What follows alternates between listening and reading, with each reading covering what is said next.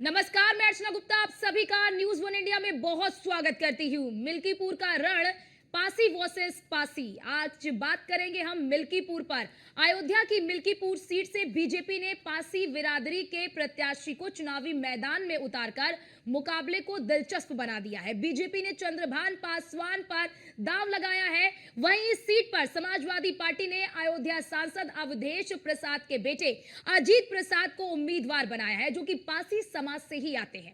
Milkipur seat पर कांग्रेस और बसपा ने प्रत्याशी न उतारने का फैसला लिया है।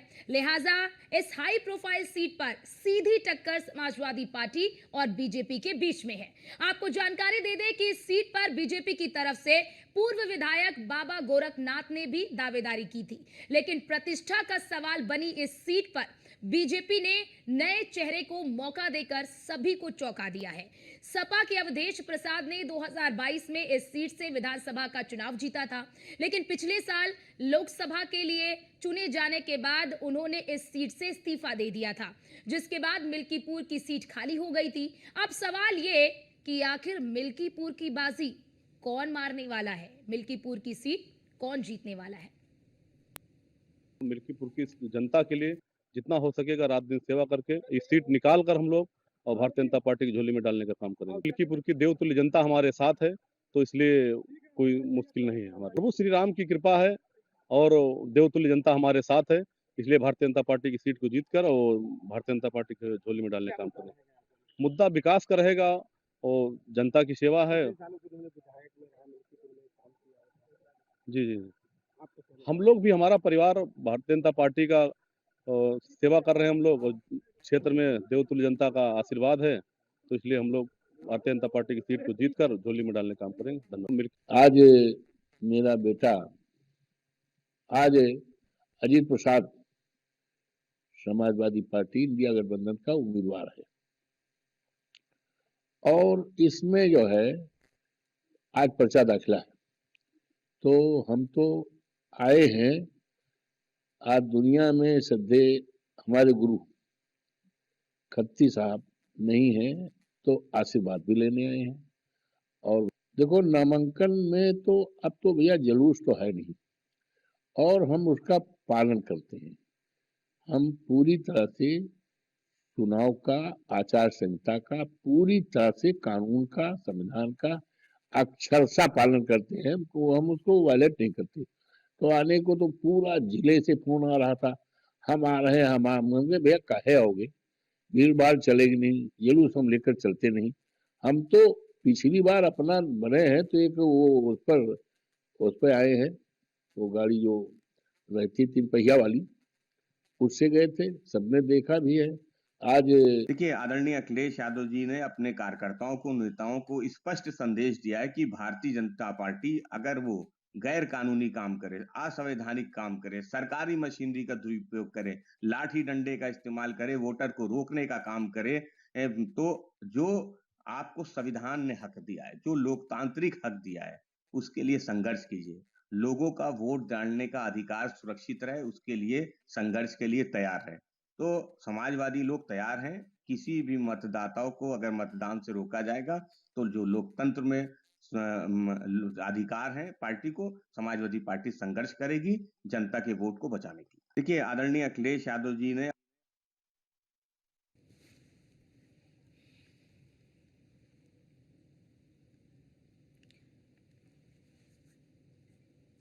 तो आपने सुना कि सबके अपने अपने दावे हैं, सब जीत का दावा कर रहे हैं। इधर अवधेश प्रसाद जो कि सांसद है, उन्हें भी आपने सुना और साफ तौर पर कह रहे हैं कि हम जीतेंगे, और इधर बीजेपी के जो प्रत्याशी हैं वो भी ये कह रहे हैं कि हम जीत दर्ज करेंगे। और ये जो सीट है, ये सीट अब प्रतिष्ठा की सीट बन चुकी है। प्रतिष्ठा का सवाल हमारे, यानी कि सब जो ये जो सीट है, मिल्कीपुर की जो सीट है, वो एक तरह से प्रतिष्ठा का सवाल बन गई है। और हमारे साथ आज इसी मुद्दे पर चर्चा करेंगे, और हमारे 2 गेस्ट हमारे साथ इस वक्त जुड़ चुके हैं। शम्सी आजाद हमारे साथ जुड़ चुके हैं, नेता बीजेपी के, और डीपी यादव जी नेता सपा के हमारे साथ जुड़ चुके हैं। आप दोनों का बहुत स्वागत है हमारे इस खास चर्चा में।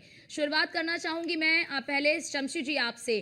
क्या लग रहा है कि इस सीट पर जीत कितनी मुश्किल है आप लोगों के लिए? नमस्कार आपको और आपके चैनल के सभी दर्शकों को महाकुंभ की हार्दिक बधाई। जो इस वक्त उत्तर प्रदेश में एक विश्व का सबसे बड़ा कार्यक्रम हो रहा है, जिसपे आपने देखा होगा कि विपक्ष ने बहुत सी बाधा डालने की कोशिश की, विपक्ष ने बहुत सी अड़चनें पैदा की, विपक्ष ने बहुत से बयान दिए, लेकिन उसके विपरीत आज देखें अगर उत्तर प्रदेश में प्रयागराज में तो कम से कम इस वक्त जो है 7 से 8 करोड़ की जनता, 8 करोड़ के श्रद्धालु वहां पहुंच चुके हैं। लोग आस्था की डुबकी लगा रहे हैं और प्रदेश में भारतीय जनता पार्टी के जयकारे लगा रहे हैं। जहां जय श्री राम के नारे लग रहे हैं, वहां भारतीय जनता पार्टी के जयकारे के भी नारे लग रहे हैं। रह जाती है मिल्कीपुर की बात, तो भारतीय जनता पार्टी के जो उत्तर प्रदेश के मुखिया हैं इस वक्त योगी आदित्यनाथ जी, उन्होंने बहुत पहले ही इसकी तैयारी कर रखी थी और आपने देखा कि जिस तरीके से एक साफ स्वच्छ छवि वाले एक जमीनी नेता को वहां से मिल्कीपुर से प्रत्याशी बनाया है, तो विपक्ष बिल्कुल चारों खाने चित हो गया है। प्रत्याशी की घोषणा से ही विपक्ष ने ये मान लिया है कि भारतीय जनता पार्टी का प्रत्याशी ऐसा प्रत्याशी है जिस पर न कोई आरोप है, जिस पर न कोई शमशी जी दाव है, न उस पर बहुत किसी सारे तरीके का कयास चल रहे कोई थे। भी शमशी जी बहुत सारे कयास चल रहे थे कि ये सीट क्योंकि प्रतिष्ठा की सीट है आप लोगों के लिए, और आपने ऐसे प्रत्याशी को मैदान में उतारा जो पहली बार चुनाव लड़ रहे हैं। जी नहीं, पहली बार चुनाव नहीं, जिला पंचायत सदस्य रह चुके हैं वो, और इस वक्त जो है भारतीय जनता पार्टी नहीं, की विधानसभा प्रवक्ता करता है। हम विधानसभा के लिए जी मैं बोल रही हूँ। हम किसी ऐसे प्रत्याशी को चुनाव में उतारते ही नहीं जिसके पास चुनाव का अनुभव ना हो जाए, जो राजनीति से बिल्कुल अनभिज्ञ हो। हम परिवारवाद की राजनीति हमारे यहाँ वो देखिए, माफिया हो तो टिकट दे देंगे, पूंजीपति हो तो टिकट दे देंगे, परिवारवाद का हो तो टिकट दे देंगे, ये चीजें तो हमारे यहाँ नहीं, आपको पता अच्छी तरीके से। हम सारे कयासों को हमने पीछे छोड़ दिया, जिनका विपक्ष ने नाम दिया था कि ये हो सकते हैं, ये हो सकते हैं, ये हो सकते हैं, लेकिन बिल्कुल सिरे से काटते हुए कैसा प्रत्याशी साफ सुथरी छवि का कि जिसको आज अयोध्या की जनता, मिल्कीपुर की जनता ने, आपने देखा कि हाथों हाथ उठा लिया जैसे ही उनके नाम का ऐलान हुआ, जैसे उनके नाम की घोषणा की जाती है पार्टी के द्वारा, वैसे ही मिल्कीपुर की जनता में कपार हर्ष का माहौल देखने को मिला। और वहां पर ये लगा कि अब जो है भारतीय जनता पार्टी का प्रत्याशी जिताओ प्रत्याशी, और विपक्ष ने भी आधा हथियार अपना उसी वक्त रख दिया कि अब ये प्रत्याशी ऐसा है जिसको वहां की जनता चुनना चाहती है, जो हमेशा वहां जमीनी मुद्दों पे लड़ता रहा, जो हमेशा वहां समस्याओं को उजागर करता रहा, सत्ता में रहते हुए भी भारतीय जनता पार्टी के लोगों को जगाता रहा, ये बताता रहा कि देखिए यहाँ के सांसद डीपी यादव जी आप लोग घबरा गए। ठीक है शमशी जी जवाब भी ले लेते। डीपी यादव जी आप लोग ने हथियार डाल दिए क्या? शमशी जी कह रहे जैसे उन्होंने प्रत्याशी का ऐलान किया आप लोगों ने हथियार डाल दिए। जी अर्चना जी नमस्कार, जय संविधान, जय लोकतंत्र, जय समाजवाद। अर्चना जी देखिए, जिस प्रकार से आपने सवाल मिल्कीपुर का किया, लेकिन हमारे शमशी भाई प्रयागराज पहुंच गए, तो ये प्रदर्शित करता है कि शमशी भाई और पूरी भारतीय जनता पार्टी कहीं ना कहीं मिल्कीपुर को लेकर के संशय में है और गहरे सदमे में भी है। जिस प्रकार से वहां के जो विधायक थे अवधेश प्रसाद जी को आदरणीय श्री अखिलेश यादव जी ने अयोध्या, फैजाबाद जैसे प्रतिष्ठित सीट से कहीं ना कहीं चुनाव लड़वाया और देश के जी ठीक है शमशी जी आपके पास आती हूँ। डीपी यादव जी का जो फ्रेम है वो रुक गया है, आपके पास आती हूँ। शमशी जी अगर इस मिल्कीपुर की सीट का इतिहास हम देखते हैं तो अब तक इस सीट पर केवल 2 बार विधानसभा के उपचुनाव हुए, 98 में, उसके बाद 2004 में। दोनों ही बार इस सीट पर सपा ने जीत दर्ज की है, तो इस बार आप लोगों इतने आश्वस्त कैसे नजर आ रहे हैं जीत को लेकर? 98 में हमारे ख्याल से योगी जी नहीं थे और उसके बाद के उपचुनाव में भी योगी जी नहीं थे। 98 तो सरकार बीजेपी की थी, सरकार तो बीजेपी की योगी जी ने यहाँ पर तैयारी अपनी की है, उससे आप समझ सकते हैं। जिस तरीके का प्रत्याशी दिया, जिस तरीके से वहाँ कार्यकर्ताओं को लगाया गया, वहाँ पर मंत्रियों को लगाया गया, वहाँ पर कार्यकर्ताओं को लगाया, तो उससे भी आप समझ सकते हैं हम जीत के लिए नहीं लड़ रहे हैं। हम जो लड़ रहे हैं तो वो ये है कि हमारा जीत का अंतर कितना होगा, अंतर को बढ़ाने के लिए वहाँ प्रयास किया जा रहा है। जीत तो हमारी प्रत्याशी का ऐलान होते ही हो गई, और भारतीय जनता पार्टी ने जिस दिन चुनाव आयोग ने जिस दिन चुनाव की घोषणा की थी, तारीख की घोषणा की थी, उसी दिन ये हो गया था कि मिल्कीपुर भारतीय जनता पार्टी ने जीत गया। अब उसके बाद हथौड़ा ये मारा है कि ऐसा प्रत्याशी दिया है कि जिस पर अब विपक्ष जो है सोच रहा है कि इस पर क्या आरोप लगाए। भाई अब गुंडा राज का आरोप उस पर लगा नहीं सकते हैं, स्वर्ण का आरोप उसके ऊपर लगा नहीं सकते हैं, माफिया उसको बता नहीं सकते हैं, पूंजीपति वो है नहीं, तो अब उसके ऊपर आरोप क्या लगाएं? तो इसी से ये साबित हो जाता है कि भारतीय जनता पार्टी का प्रत्याशी जो है वो जिताऊ प्रत्याशी है, क्योंकि इसके ऊपर जो है महीनों मंथन किया गया है। केंद्र सरकार और उत्तर प्रदेश सरकार ने मिलकर और संगठन ने मिलकर एक ऐसा प्रत्याशी दिया है कि जिसको जनता वहां की चाह रही है, जो जनता के साथ हमेशा खड़ा रहा, जमीनी मुद्दों को उठाता रहा, क्योंकि वहां पर सांसद है अवधेश प्रसाद, वहां पर जो उन्होंने जिस तरीके से वहां पर बदहाली का आरोप लगता रहा है आज तक और आज भी आरोप लगा है, तो एक बार जनता को मौका मिला है कि अपनी गलती को सुधारने का। जिस तरीके से उन्होंने विपक्ष को वोट दिया था, जनता ने अब ये मन बनाया कि अब हम गलती ऐसी नहीं करेंगे। अब हम चाहते हैं कि सत्ता के साथ जनता ने चले, गलती कर दी जिससे थी। हमारे क्षेत्र का विकास हो, शमशी जी, जिससे जनता ने हमारा गलती क्षेत्र कर नाम दी। करे और अयोध्या आज विश्व शमशी जी, पटल पर जाना जा रहा इसका है। जवाब तो दीजिए कम से कि कम जनता उसमें ने ऐसा गलती तो कर होना दी क्या? क्षेत्र जनता में ने अगर कोई गलती है तो कर कम दिया? से कम इसको विकास की नाव दिखे, विकास दिखे कि कहाँ पर है। तो अब अगर नहीं, सत्ता शमशी के जी, साथ वो आपने जो प्रत्याशी जीतता है, शमशी जनता जी, वहां की शमशी जी, क्या जनता ने गलती कर दी? अवधेश प्रसाद को चुनकर क्या गलत किया है जनता ने? जनता का फैसला बिल्कुल गलत है? बिल्कुल गलती की, बिल्कुल गलती की। और उसके बाद आपने देखा कि वहां पर अपराध का ग्राफ बढ़ने लगा। वहां पर सपा के कार्यकर्ताओं ने अपराध करना शुरू कर पुलिस दिया। तो जिस आपकी तरीके से है, वहां पर मोहम्मद अवधेश नईम जी। का नाम आया, जिस तरीके से और लोगों का नाम आया कि जिनके ऊपर बलात्कार का आरोप लगा, जिनके ऊपर गुंडागर्दी करने का आरोप लगा, जमीनों को छेड़छाड़ करने का आरोप लगा, जमीनों को कब्जा करने का आरोप लगा। अरे तो शमशी उससे जी, भी कहीं ना कहीं सरकार ये तो साबित हुआ आपकी कि है, भाई सपा पुलिस तो सपा आपकी है अगर ना, जीतती अगर है तो अपराध कहीं को ना कहीं रोकने का अपराध काम तो बढ़ता आपका है। है। ठीक है, डीपी यादव जी इस पर जवाब दीजिए।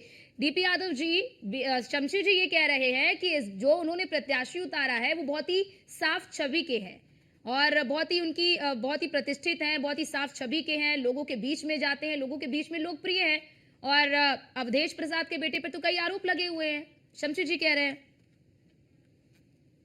देखिए, अभी आपने जब इनसे सवाल पूछा कि सरकार आपकी है तो वहां पर गुंडई क्यों हो रही है, वहां पर चोरी डकैती क्यों हो रही है, वहां पर इस प्रकार की घटनाएं क्यों हो रही है, तो ये जवाब नहीं दे पाए। तो भारतीय जनता पार्टी को लोगों का कहीं ना कहीं ये चरित्र यही है कि डबल इंजन की सरकार है, लेकिन दूसरे के ऊपर करते हैं। देखिए, अयोध्या में, फैजाबाद में जिस प्रकार से ऐतिहासिक जीत हुई समाजवादी पार्टी से, कि इससे भारतीय जनता पार्टी पूरी तौर से बौखलाई हुई है और बैकफुट पर भी है। और जो चंद्रभान पासवान जो नहीं, डीपी प्रत्याशी है यादव जी, भारतीय शमशी जी जनता तो कह पार्टी रहे हैं कि के, जनता ने वो गलती कर दी और जनता अब उस गलती को दोहराएगी नहीं। जो गलती जनता ने लोकसभा में की वो गलती दोहराएगी नहीं। का अपमान है, जनता का ये अपमान है। इनका कहीं ना कहीं जो ये तानाशाही रवैया है कि जनता के जनादेश को ये जनता की गलती कहते हैं। हम तो नहीं कहते हैं जनता ने गलती कर दिया। अरे जनता ने जिसको जिताया सर आंखों पर उसकी जीत में को लोगों ही ने अपनी गलती को अवधेश सुधारा ना। प्रसाद कुदरकी को में जो वोट एक क्या भाजपा के दलित को देते प्रत्याशी को हैं, जिताया सामान्य कि नहीं जीत पर जिताया? जीते हैं, कोई आप बता सामान्य दें, घटना नहीं है। कुदरकी में ये जनता ने इसका अपनी ये गलती को अंतर्राष्ट्रीय सुधारा। स्तर पर इसका कुदरकी में बहुत भाजपा प्रभाव के है। प्रत्याशी को भारतीय जिताया जनता गया। पार्टी के लोग आपका बताएं वोट कि ज्यादा था, सामान्य जहाँ आपके सीट लोग बहुत किसी ज्यादा ठीक थे, है, दलित जहाँ मुझे आपको ऐसा लगा लगता कि है बिहार कि की जनता पे सवाल नहीं उठाना चाहिए। ठीक है, मुझे ऐसा लगता है कि जनता पे सवाल नहीं उठाना चाहिए क्योंकि जनता सर्वोपरि होती है। आपके पास लौटते हैं, हमारे संवाददाता एसके वाजपेयी भी हमारे साथ जुड़ चुके हैं। एसके, देखिए, मिल्कीपुर का जो चुनाव है बहुत ही दिलचस्प मोड़ पर आ चुका है अब, क्योंकि जो टक्कर है वो दो पार्टियों के बीच में, समाजवादी पार्टी और बीजेपी के बीच में। लेकिन एसके, इस सीट का समीकरण आप किस तरह से देखते हैं? क्योंकि अब तक इस सीट पर 2 बार विधानसभा के उपचुनाव हुए हैं, दोनों बार ही सपा ने इस सीट पर जीत दर्ज की है। इस बार के समीकरण कितने बदले हुए नजर आ रहे हैं? बिल्कुल निश्चित तौर पर इस बार काफी कुछ अहम रहने वाला है। उसकी कई वजह हैं। एक तो अगर हम 2007 में देखेंगे तो बसपा ने एक सीट को जीता था। 2012 और 2017 में अगर हम देखें तो समाजवादी पार्टी इस पर काबिज रही और 2022 में भी। अब ऐसे में बसपा का बड़ा वोट बैंक इस सीट पर है और बसपा ने हमेशा जब जब इस सीट पर चुनाव हुआ तो बसपा हमेशा काफी मजबूत स्थिति में नहीं, भले ही वो उसके बाद सीट ना जीत पाई हो। तो ऐसे में चूंकि अब बसपा इस बार इस सीट पर चुनाव नहीं लड़ रही है, चूंकि उपचुनाव लड़ने से बसपा ने मना कर दिया है, तो ऐसे में लड़ाई सीधी तौर पर भारतीय जनता पार्टी और समाजवादी पार्टी के बीच में है। लेकिन एक बात बिल्कुल साफ है, ये देखना महत्वपूर्ण होगा कि बसपा का वोटर किधर शिफ्ट होगा। अगर वो भारतीय जनता पार्टी के साथ आता है तो ऐसे में बीजेपी की जीत सुनिश्चित होगी, और वो समाजवादी पार्टी के साथ जाता है तो सपा की जीत सुनिश्चित होगी। तो ऐसे में दोनों दलों की तरफ से लगातार कोशिश की जा रही है कि बसपा के जो कोर वोटर हैं उनको अपने साथ खींचा जाए। हालांकि कांग्रेस इस सीट पर चुनाव नहीं लड़ रही क्योंकि उसने समाजवादी पार्टी का समर्थन कर दिया है। तो ऐसे में लड़ाई सीधे तौर पर सपा और बीजेपी के बीच में है। दोनों के लिए सीट महत्वपूर्ण है। अगर हम भाजपा की दृष्टि से देखेंगे तो अयोध्या की सीट है। अयोध्या चूंकि बीजेपी लोकसभा में नहीं जीत सकी तो ऐसे में मिल्कीपुर उसके लिए प्रतिष्ठा का प्रश्न है। अगर हम सपा के परिप्रेक्ष्य में देखेंगे तो सीधे तौर पर सपा अपने कोटे की 2 सीटें उपचुनाव में हार चुकी है। तो ऐसे में ये सीट जीतने की पूरी कोशिश समाजवादी पार्टी करेगी और कोशिश भी होगी कि सीट को जीतकर कहीं ना कहीं जो अपनी स्थिति है वो बरकरार रखी जाए।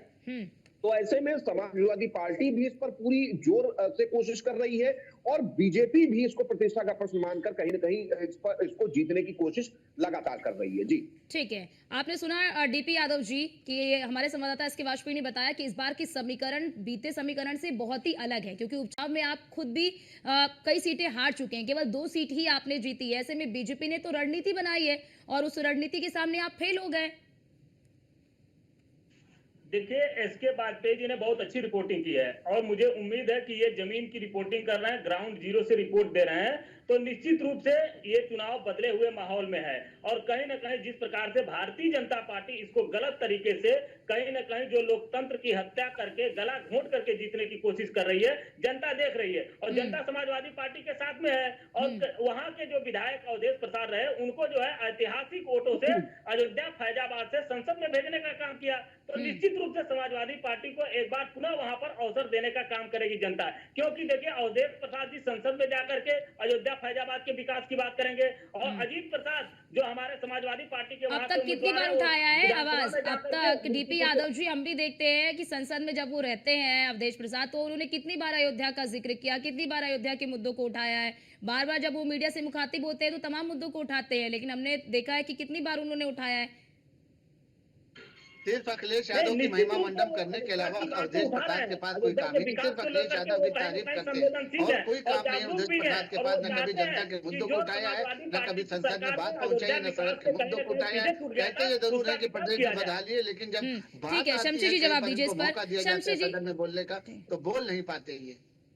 ठीक, और समाजवादी पार्टी के मुखिया अखिलेश यादव को तो उसी दिन इस्तीफा दे देना चाहिए जिस दिन ये कुंदरकी का चुनाव हारते हैं। इनको उसी दिन राजनीतिक पद से इस्तीफा दे देना चाहिए था कि जिस पर घमंड था, जिस पर ये इनका कहना था कि हम कहीं ना कहीं से 1.5 लाख वोट से जीत रहे हैं, कुंदरकी की सीट तो हमसे कोई ले ही नहीं सकता, हमारे बाप की विरासत है। समाजवादी पार्टी ने उसको खरीद रखा है, मुसलमान वहां पर बहुत है, समाजवादी पार्टी के कार्यकर्ताओं का जमावड़ा है। लेकिन एक ही बार में भारतीय जनता पार्टी के प्रत्याशी ने उसको किस तरीके से समाप्त कर दिया, ये बताने की बात नहीं है। आज समाजवादी पार्टी का अस्तित्व तलाश कर रही है कि उत्तर प्रदेश में उसका अस्तित्व बचा है कि नहीं बचा है। जिस तरीके से लगातार 9 सीटों पर चुनाव हुआ और 7 सीटें भारतीय जनता पार्टी लेके गई, तो एक सीट मिल्की वो तो भारतीय जनता पार्टी ने प्रत्याशी का ऐलान करते ही तय कर दिया और विपक्ष ने भी पूरी तरीके से हार मान ली है। अब आपके अलावा आपके पास और आपके ठीक है, लेकिन शमशी जी क्या आप लोगों के मुद्दे रहने वाले हैं? हमारे पास वक्त की बहुत कमी है। शमशी जी क्या मुद्दे आपके रहने वाले हैं अयोध्या, क्योंकि आपकी सरकार है, आपका पुलिस प्रशासन सब कुछ आपका है। लेके चल रहे हैं कि जो प्रदेश में समाजवादी पार्टी ने गुंडा राज फैला रखा, हमने उससे जनता को निजात दिलाई। जो विकास से बहुत दूर उत्तर प्रदेश हो गया था, हम विकास के पथ पर उत्तर प्रदेश को ले आए। जो अयोध्या अपनी पहचान खो चुका था, आज हमने वहां पर राम मंदिर का निर्माण करके विश्व में अयोध्या का नाम रोशन किया है। ये हमारा मुद्दा है। ठीक है, लेकिन डीपी यादव जी तो मानेंगे ना कि अयोध्या आज धर्म नगरी के रूप में विकसित हुई है, अयोध्या की तस्वीर बदली, ये तो आप मानेंगे ना? आज देखिए जो लोग प्रयागराज में आ रहे हैं वो प्रयागराज से सीधे अयोध्या जा रहे हैं, उनकी जुबान पर एक ही नाम है कि यहाँ से सीधे प्रभु श्री राम के दर्शन करने के लिए पहुंचेंगे। तो ये तो मानेंगे ना कि अयोध्या की तस्वीर बदली है। डीपी यादव जी, अयोध्या की सदियों से मान्यता रही है, प्रभु राम का जन्मस्थली अयोध्या। ठीक है, इन्होंने राम जी का विरोध किया, सीता जी का विरोध किया, इन्होंने भारतीय जनता पार्टी। ठीक है, ठीक है, ठीक है, ठीक है डीपी यादव जी, समय की कमी हमारे पास, इसीलिए आप सभी को रोकना पड़ रहा है। इसके आपका बहुत शुक्रिया, शमशी जी आपका बहुत शुक्रिया, डीपी यादव जी आपका बहुत शुक्रिया हमारे साथ जुड़ने के लिए और अपना अपना पक्ष रखने के लिए कि इस बार मिल्कीपुर का जो ये विधानसभा का उपचुनाव हो रहा है, ये कौन जीतेगा, फिलहाल ये तो 8 तारीख को नतीजे बताएंगे।